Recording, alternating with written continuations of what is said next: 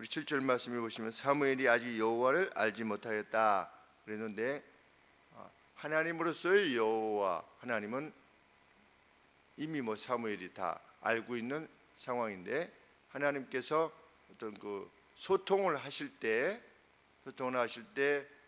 우리 엘리에게 행하신 것처럼 직접적으로 말씀하시든지 아니면 이상 가운데 비전 가운데 말씀하시는 그런 하나님으로서의 하나님은 아직 처음인 것입니다. 엘리는 이미 알고 있었죠. 하나님께서 직접 말씀하실 수 있다는 것을 알고 있었습니다. 그런 하나님을 알고 있었죠. 왜냐하면 바로 앞에 27절에 사무엘상 2장 27절에 하나님의 사람이 엘리에게 와서 그에게 이르되 여호와의 말씀에 이렇게 하는 것을 보면 선지자를 통해서 직접 말씀하실 때가 있다라고 하는 것을 이미 엘리는 알고 있었습니다. 그리고 경고를 받았습니다. 그것을 보면 여기서 사무엘이 아직 알지 못했다. 우리 1절에 보시면 아이 사무엘이 그랬습니다. 아직 어렸던 사무엘이었다는 사실을 알게 됩니다. 하나님께서 처음으로 이제 사무엘을 통해서 말씀하셨다는 것을 알게 됩니다. 오늘 3장의 내용은 크게 두 가지에 대해서 언급이 있는데, 하나님께서 엘리가를 피하실 것이다 라고 하는 사실을 사무엘에게 알려주셨다는 것, 그리고 두 번째는 사무엘을 통해서 하나님의 의지와 목적을 밝히셨다는 것. 1차적으로 엘리가가 피하여질 것이다 라는 것을 알리시고, 또 이후로 사무엘을 통해서 하나님께서 말씀하시기를 기뻐하셨다. 먼저 성경이 밝히는 바는 사사시대의 영적인 혼란 가운데서 하나님의 말씀이 희귀하였다. 우리가 사사기를 보면 각기 소견에 오른 대로 행하였다 그러지 않았습니까? 그 중심되는 이유가 무엇이냐? 그들이 하나님의 말씀을 들으려 하지도 않았고 또 복종하려 하지도 않았습니다. 이미 그들에게는 하나님의 말씀이 있었습니다. 토라가 있었습니다. 창세기부터 신명기를 토라라, 율법이라고 그러는데, 하나님이 하나님을 섬기는 법에 대해서 다 이미 기술해 주셨습니다. 그런데 레위인이 제사장직을 하려고 하고, 또 집을 위해서 제사장직을 했을 뿐만 아니라 또 싸우고 몸을 12조각을 내가지고 또 복수해달라고 또 하기도 하고, 그것을 또 위해서 가서 또 싸우고 한 족속을 다 멸절시키려 하고, 이런 모든 내용들이 하나님의 말씀이 없었을 때냐, 하나님의 말씀이 있었을 때입니다. 그러면 하나님의 말씀이 희귀하였다는 것은 무엇입니까? 직접적으로 어떤 상황에 대해서 말씀하시지 않았다는 겁니다. 왜? 말씀에 주셔도 따르질 않으니. 그러니까 말씀이 아주 희귀한 때였다. 1절에 여호와의 말씀이 희귀하였고 이상이 보이지 않았다.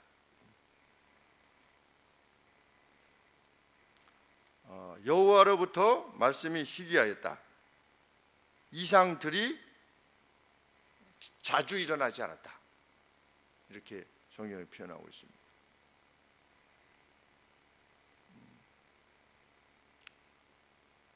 하나님께서는 제사장 엘리가 아니라, 엘리에게 말씀하신 것이 아니라 아직 어렸던 사무엘을 통해서 엘리가가 어떻게 될 것인가에 대해서 알리시기를 기뻐하셨다. 왜? 사무엘이 어렸을 때부터 제사장 복장인 에봇을 입고 행하기를 기뻐했다. 어리지만 하나님 안에 행하기를 기뻐했던 그를 하나님께서 기뻐하시고 그를 통해서 말씀하시기를 기뻐하셨다. 이것을 보면 오늘 우리에게 하나님의 말씀이 하나님의 말씀으로 작동하는, 누구에게 그러한 작동하는 일이 일어나는가? 하나님의 말씀을 사모하고, 왜 사모합니까? 복종하기 위해서 사모합니다.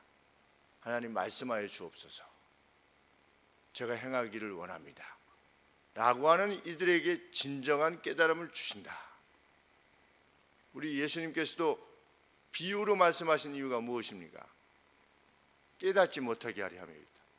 그렇게 말씀하셨습니다. 니네는 듣지 못해야 돼, 이런 차원이 아니라 그 뜻을 알려주셔도 그들이 복종하려 하지 않았기 때문입니다. 그런 마음의 태도를 지녔기 때문에, 그래서 예수님이 그 불복종하려는 마음을, 예수님을 테스트하고 이런 이들에게는 비유로 말씀하셨다. 천국은 읍소하지 않는다. 예수님이 제발 믿어줘 하지 않았습니다. 나를 믿어다오 이렇게 하지 않았습니다. 예수님은 복음을, 씨를 그냥 뿌리는 겁니다. 뿌리고 반응하는 몫은 그들의 몫인 것입니다.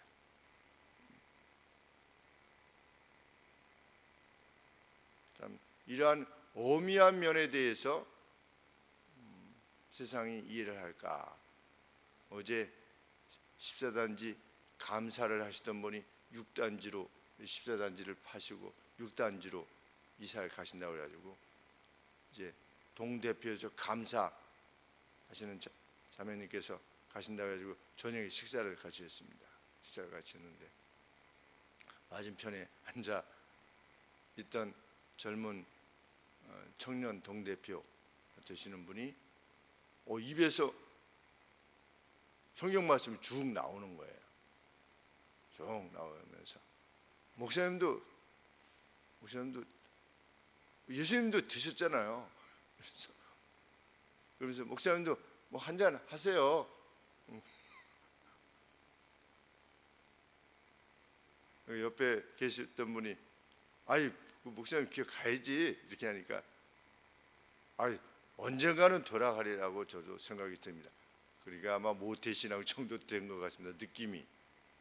근데 제일 마지막에 뭐라고 이야기했냐면 죽기 바로 전에 기획하겠다. 잘 배운 거죠.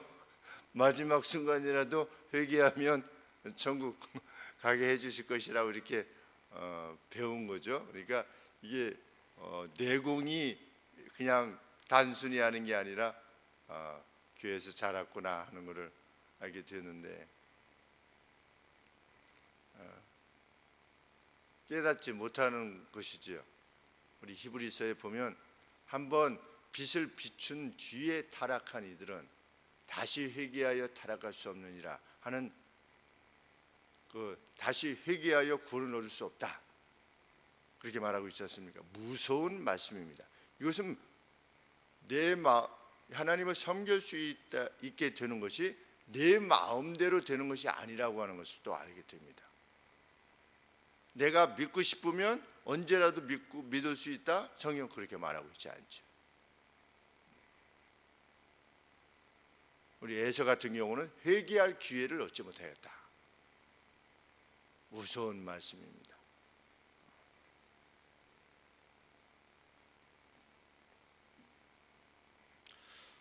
하나님께서는 어렸던 사무엘을 통하여 말씀하시기를 기뻐하셨다. 그런데 하나님은 다윗을 부르실 때도 마찬가지입니다. 양들 가운데 있었던, 아직 얼굴이 붉었던, 어렸던, 그러니까 청소년 시기 정도 되겠습니다. 아직 얼굴이 이렇게 붉었던 다윗을 지목하시고 그에게 기름을 부으셨습니다. 하나님은 이미 아신 겁니다. 누가 나를 사모하는가? 참 수요 예배 때 건율이가, 주일 저녁 예배 때 건율이가 엄마랑 같이 교회 가자, 하나님 말씀이 재밌다 이렇게 해서 엄마를 데리고 김경희 집사님 말씀대로면 엄마를 데리고 이제 오는 그 모습을 볼 때 참 감사하다. 하나님께서 얼마나 기뻐하실까. 그러니까 어리다고 하나님의 말씀에 대해서 이해가 없는 것이 아니라는 것을 알게 됩니다. 참 귀한 일이 아닐 수 없습니다. 사도 바울은 이 같은 원리를 디모데에게 가르쳤습니다. 디모데후서 3장 21절에 그러므로 누구든지 이런 것에서 자기를 깨끗하게 하면 귀히 쓰는 그릇이 되어 거룩하고 주인의 쓰심에 합당하여 모든 선한 일에 예비함이 되리라. 사모하는 자에게 하나님이 주신다 말씀입니다. 그래서 우리가 말씀을 사모하는 것을 귀히 여기는 것입니다.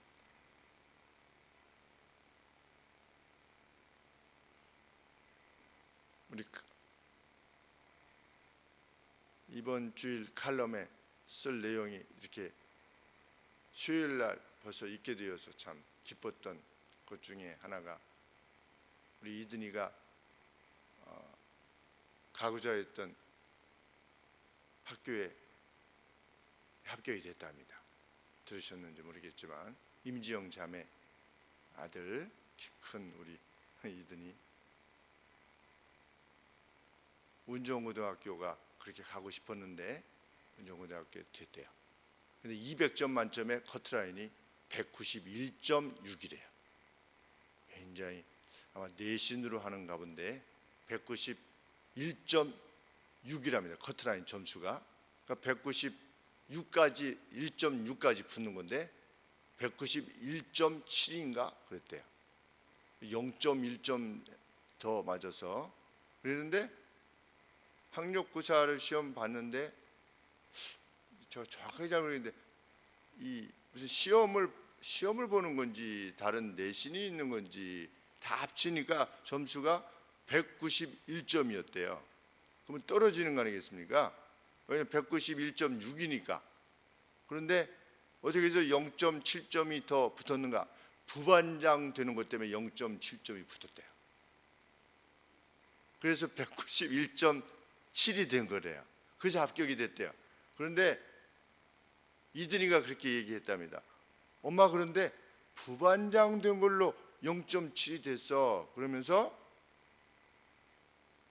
제가 늘 우리 아동부 아이들한테 반장을 해라.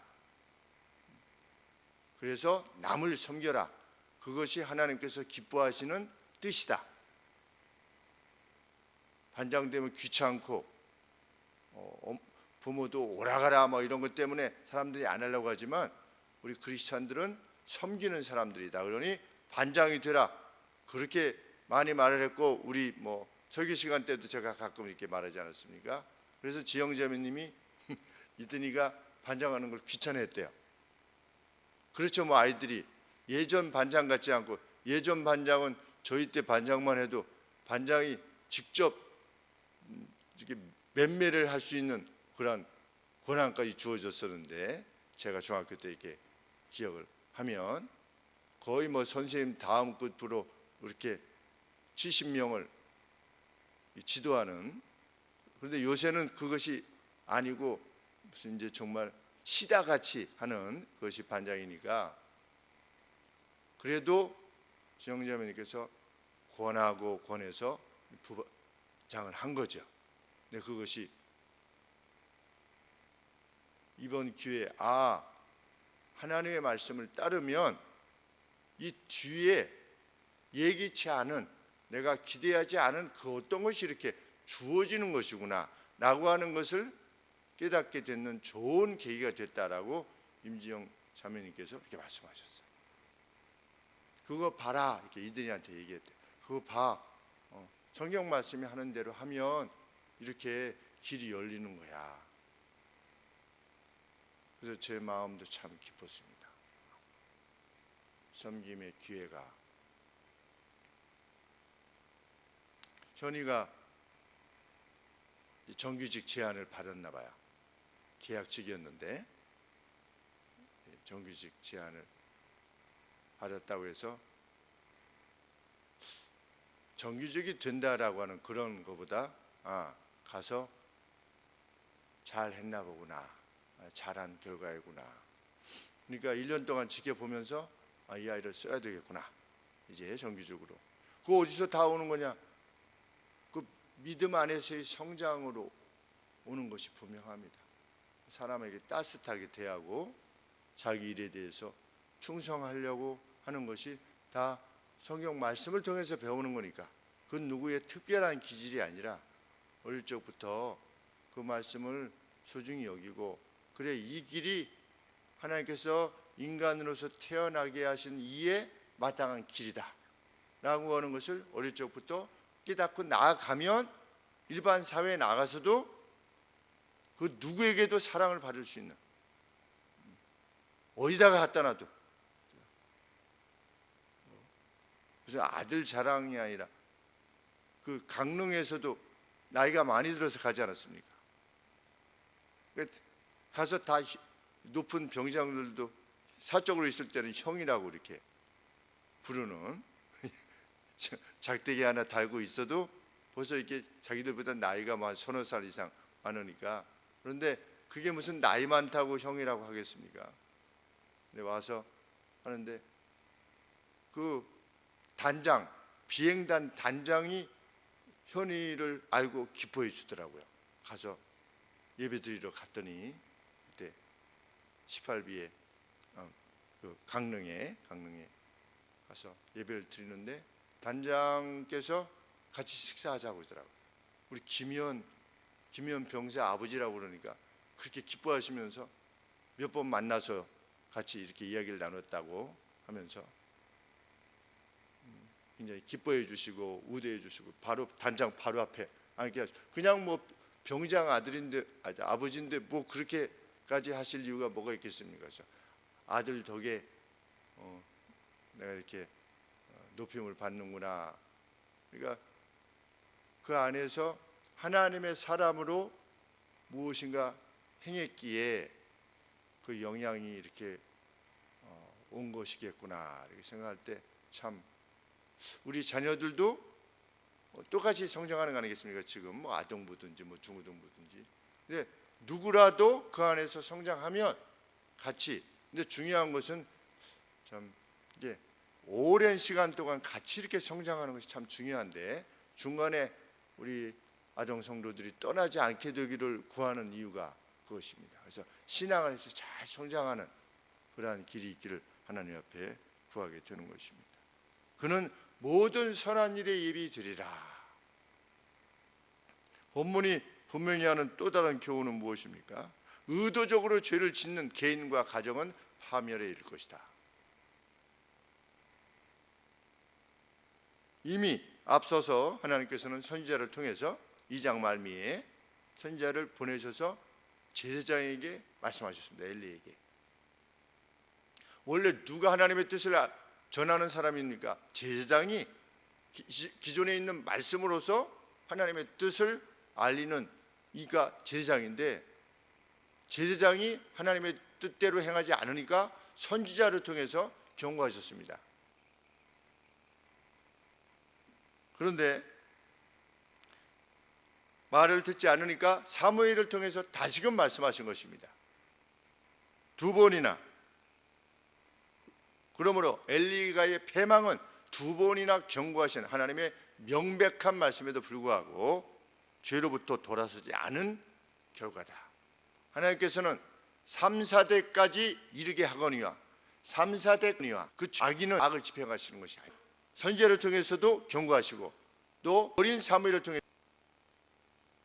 그래서 예물로도 용서받지 못할 것이다. 의도적인 죄를 짓는 한 제사와 사무엘이 자라매 그랬습니다. 19절에 사무엘이 자라매, 그러니까 하신 것이 아니라는 것을 알게 됩니다.